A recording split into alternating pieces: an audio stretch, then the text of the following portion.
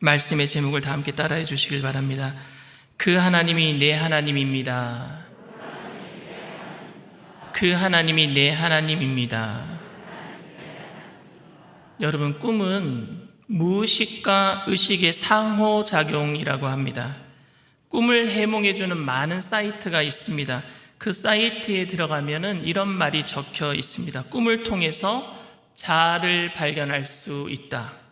꿈을 통해서 자신이 모르고 있는 자신의 본질을 발견할 수 있다라는 의미입니다. 꿈에서 보는 나의 모습이 진짜 나의 모습일 수도 있겠다라는 생각도 듭니다. 이는 나 자신에 대해서 모르기 때문에 그런 것 같습니다. 가끔 SNS에 성격 테스트, 요새 MBTI 검사하는 게 유행이더라고요. 그런데 제가 그걸 검사해 보고 내가 정말 이런 사람이었어? 깜짝 놀라기도 했습니다. 왜냐하면은 내 자신을 나도 잘 모르기 때문에. 그런데 검사해 보니까 내가 이런 사람이었다. 근데 꿈을 통해서 내가 내 자신을 발견할 수 있다. 이런 이야기를 사이트에서 했다란 말입니다. 근데 옛날 사람들은 꿈을 계시라고 생각했습니다. 자신의 운명이나 미래의 일에 대한 계시라고 생각했습니다. 어떤 사람이 꿈을 해몽해주는 사이트에 자신의 꿈을 해몽해달라고 올린 글입니다. 화장실 안에 변이 가득히 보이는 꿈은 무슨 꿈입니까? 그에 대한 답변이 이렇습니다. 화장실에 변이 가득한 꿈은 사업이 잘 되고 재물과 돈이 들어온다는 꿈입니다. 횡재, 물품, 식복, 재수, 대통 등의 기운입니다. 여러분, 꿈은 지저분한데 해몽은 좋습니다. 어쨌든 사람들은 자신들의 미래와 운명에 대해 전혀 모르기 때문에 꿈을 통해서라도 그것을 알려고 하는 절박함이 있는 것 같습니다. 느부갓네살 왕은 꿈을 꿨어요. 그는 왕이 된 지 2년 동안 잠자리에 들 때마다 앞으로 이 나라가 어떻게 될 것인가에 대해서 정말로 많이 걱정했습니다. 오늘 본문 29절 말씀입니다. 왕이여, 왕이 침상에서 장래일을 생각하실 때에 은밀한 것을 나타내시는 이가 장래일을 왕에게 알게 하셨사오며. 침상에서 여러분 장래일을 많이 생각했다라는 것은 여러분 걱정을 많이 했다라는 말입니다. 아버지 왕이 죽은 후에 느부갓네살은 너무 걱정이 많았던 것 같습니다. 그러다가 잠을 들었는데 꿈을 꾸었는데 생각이 나지 않는 것입니다. 미래에 일어날 일들인데 정말로 생각이 나지 않는 것입니다. 저도 미국에서 북미 총회 총무일을 할 때에 굉장히 총회가 나눠질 뻔했거든요. 근데 그때 너무 생각이 너무 많았어요. 그때 꿈을 꾼 적이 있는데 그때 그 꿈을 꾼 것이 무슨 꿈을 꿨는지 정말 생각이 나지 않아서 정말로 답답했던 그런 기억이 있습니다. 느부갓네살은 절대 권력자였기 때문에 이 답답한 심정을 해결하기 위해서 힘을 동원하였습니다. 그래서 많은 지혜자들을 한꺼번에 죽음으로 몰아넣었습니다. 다니엘은 그 꿈이 하나님의 계시라는 사실을 알았습니다. 왜냐하면 성경에서는 하나님께서 꿈을 통해서 계시한 적이 많기 때문에 그렇습니다. 다니엘은 구약 성경을 배웠던 사람이 유대인이기 때문에. 근데 구약 성경에 요셉의 이야기가 모세오경에 기록되어 있잖아요. 요셉은 꿈을 꾸는 사람이었고, 그리고 그 꿈 때문에 노예가 되었고, 그리고 그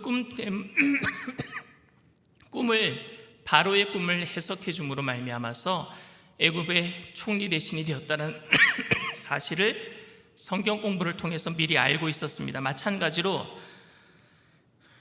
느부갓네살의 꿈은 단지 그냥 꿈이 아니라 하나님의 계시임을 다니엘은 알고 있었습니다. 그리고 다니엘이 하나님께 기도할 때 하나님께서는 다니엘에게 그 꿈을 알게 해주셨어요. 오늘 본문 31절에서 35절까지 말씀입니다. 왕이여, 왕이 한 큰 신상을 보셨나이다. 그 신상이 왕의 앞에 섰는데 크고 광채가 매우 찬란하며 그 모양이 심히 두려우니 그 우상의 머리는 순금이요 가슴과 두 팔은 은이요 배와 넓적다리는 노시요 그 종아리는 쇠요 그 발은 얼마는 세요 얼마는 진흙이었나이다. 또 왕이 보신즉 손대지 아니한 돌이 나와서 신상에 그때에 쇠와 진흙과 녹과 은과 금이 다 부서져 여름 타작마당에 켜같이 되어 바람에 불려간 곳이 없었고 우상을 친 돌은 태산을 이루어 온 세계에 가득하였나이다. 이게 꿈의 전부였었어요.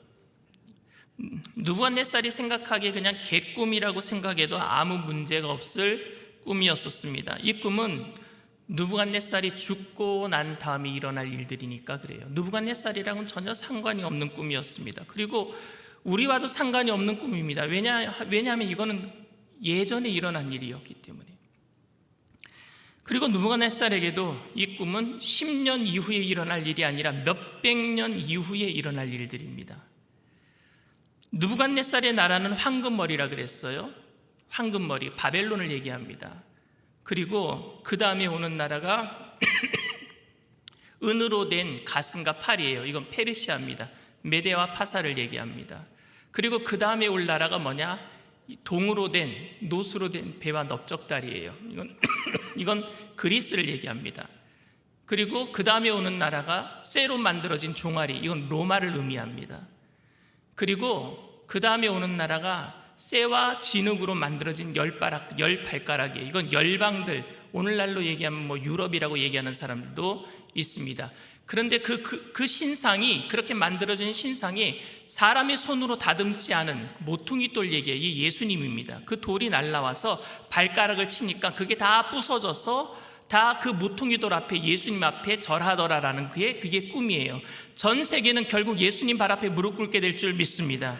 이게 온 세계가 되어질 환상을 느부갓네살 꿈을 통해서 하나님이 알려주신 거예요. 근데 느부갓네살은 뛸 듯이 기뻤어요. 자기가 황금머리였기 때문에 기뻤겠습니까, 여러분? 아니면은 아무도 맞추지 못한 꿈을 다니엘이 맞췄기 때문에 이렇게 지혜로운 사람을 발굴했기 때문에 기뻐했을까요? 느부갓네살은 다니엘에게 무릎을 꿇어요. 46절 말씀입니다. 이에 느부갓네살 왕이 엎드려 다니엘에게 절하고 명하여 예물과 향품을 그에게 주게 하니라. 그리고 다니엘을 높여주었어요. 그리고 사드락과 메삭과 아벳느고 친구들까지 높여주었습니다. 느부갓네살이 그리고 이렇게 고백합니다. 47절 말씀이에요. 왕이 대답하여 다니엘에게 이르되 너희 하나님은 참으로 모든 신들의 신이시요 모든 왕의 주제시로다. 네가 능히 이 은밀한 것을 나타내었으니 내 하나님은 또 은밀한 것을 나타내시는 이시로다. 저는 근데 이 느부갓네살의 고백에서 좀 답답함을 느낍니다. 왜냐하면은 다니엘이 하나님을 잘 섬겼더니 이방인 왕이 하나님을 만나게 되고 그래서 이방인 왕이 하나님을 높이고 다니엘을 높여주었다, 이 정도로만 들려요. 여러분, 그러면 할렐루야 아닙니까? 그런데 이 일이 여러분 뭐 그리 대단한 일입니까? 여러분, 다니엘이 높아진 건요, 다니엘의 세 친구가 함께 높아진 것이 여러분 뭐 그리 대단한 일입니까? 다니엘은요 자기가 높아진 것이 대단한 일이라고 얘기하지 않고 있어요. 오늘 다니엘은 하나님을 계속 높이고 있습니다. 이 일을 하신 주체가 하나님입니다 라고 계속 고백하고 있어요. 다니엘서 2장 20절에서 21절 말씀입니다. 다니엘이 말하여 이르되 영원부터 영원까지 하나님의 이름을 찬송할 것은 지혜와 능력이 그에게 있음이로다. 그는 때와 계절을 바꾸시며 왕들을 폐하시고 왕들을 세우시며 지혜자에게 지혜를 주시고 총명한 자에게 지식을 주시는도다. 다니엘은 느부갓네살의 꿈을 알았기 때문에 기뻐한 것이 아니었어요.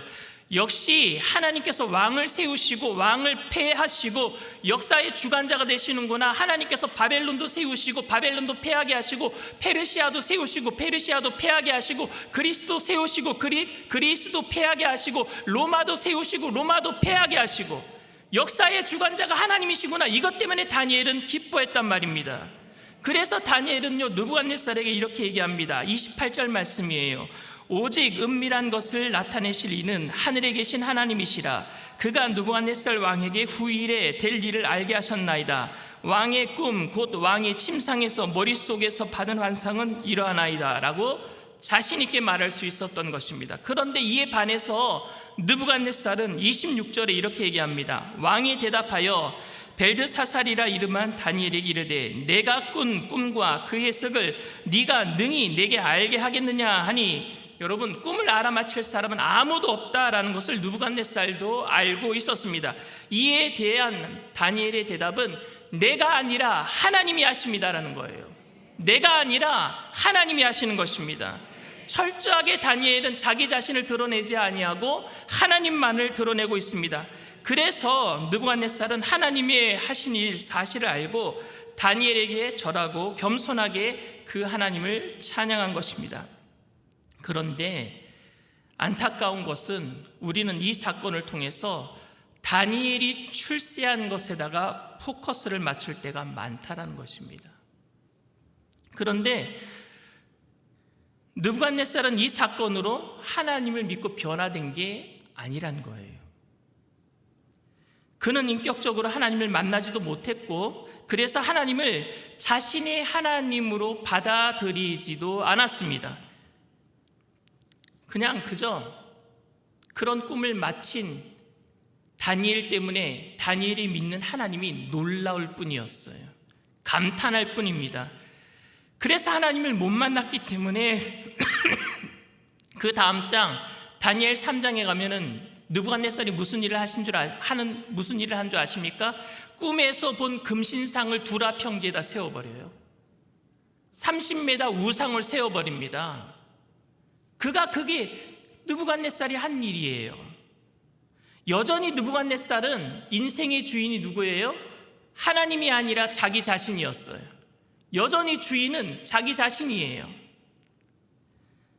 47절에 느부갓네살이 이런 얘기를 합니다. 왕이 대답하여 다니엘에게 이르되 너희 하나님은 참으로 모든 신들의 신이시요 모든 왕의 주제시로다. 네가 능히 이 은밀한 것을 나타내었으니 네 하나님은 또 은밀한 것을 나타내시는 이시로다. 여러분, 이 고백에서 하나님을 높이는 것 같죠? 그런데 하나님을 뭐라고 얘기하고 있느냐면요, 너의 하나님, 네 하나님이라고 계속 얘기하고 있어요. 나의 하나님이라고 얘기 안 하고 있어요. 네 하나님, 다니엘 너의 하나님. 오늘날 현대인들의 영적 상태가 바로 느부갓네살과 비슷하지 않은가 생각해 봅니다. 하나님의 기적을 못 보았기 때문에 하나님을 못 믿는 게 아닙니다. 놀라운 기적과 답답한 문제가 해결되더라도 여전히 자신의 하나님이라고 부를 수 없는 것은 자신의 주권을 내려놓기가 너무너무 힘들기 때문이에요. 내가 내 자신의 주인임을 내려놓는 것이 힘들기 때문에, 자신의 주권을 내려놓을 수 없기 때문에 하나님의 계시를 듣고도 그는 여전히 자기 인생의 주인이고 하나님을 대적해서 두라 평지에다가 우상을 섬기는, 신상을 세우는 왕이 될 수밖에 없었단 말입니다.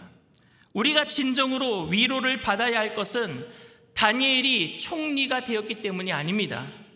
다니엘은 계속해서 자기 자신이 아니라고, 이 일의 주권자는 하나님이심을 밝히고 있습니다. 우리는 오늘 본문을 통해서 나도 다니엘처럼 되고 싶다라고 생각합니다. 다니엘처럼 하나님을 잘 섬겨 예수 믿지 않는 높은 사람들에게 하나님의 영광을 드러내며 그들 앞에서 당당하게 예수 믿는 사람으로 영광을 누리고 살아가는 것이 정말 멋진 일이다 라고 생각하실 것입니다. 그런데 여러분, 다니엘의 출세와 성공이 우리의 목표라면요, 우리는 사실 느부갓네살보다 못한 사람이 되고 맙니다. 왜냐하면 출세에도 느부갓네살 밑에 있어야 되니까요. 다니엘은요, 아무리 출세해도요, 총리입니다. 총리는 누구 밑에 있어요? 왕 밑에 있는 거예요. 오늘 본문의 문제의 본질은요, 이 세상의 모든 것을 주관하시는 하나님이 내 하나님인가 아니면 나와 상관없는 하나님인가, 이 문제예요. 꿈을 해몽함으로 출세한 다니엘의 형통이 오늘 본문의 주제가 아니라 하나님의 계시 앞에 서 있는 느부갓네살이 그 하나님이 자신의 하나님으로 받아들일까 아니면 거부할 것인가, 이게 더 중요한 문제란 말입니다. 그런데 오늘 우리는 이 말씀을 통해서 예수 잘 믿어서 느부갓네살이 주는 부귀와 형통을 기대하고 있지는 않습니까? 예수 잘 믿어서 세상이 주는 부귀와 형통을 기대하고 있지는 않습니까? 세상의 주권자가 되시는, 역사의 주관자가 되시는, 세상의 온 우주 만물의 주관자가 되시는 하나님이 우리의 하나님인 줄 믿습니다. 세상 밑에 있는 게 아니라 우리는 하나님 밑에 있는 거예요. 하나님 손 안에 있는 거예요. 그렇기 때문에 그 하나님이 나의 하나님입니다 고백하는 저와 여러분들 되시기를 바랍니다. 우리가 동경하는 것은 다니엘의 출세가 아닌 그의 믿음이어야 합니다.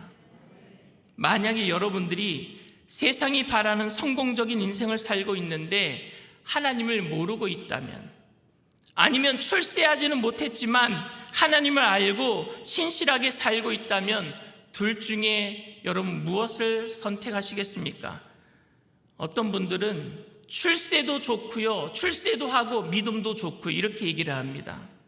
그런데 두 개를 다 가질 수 있는 게 중요한 게 아니라 이 말이 타협처럼 들린단 말입니다. 예수 믿는 사람들한테는. 우리는 세상의 출세를 위해서 예수 믿는 게 아니라 예수님이 우리의 생명의 주인이기 때문에 예수님 믿는 줄 믿습니다.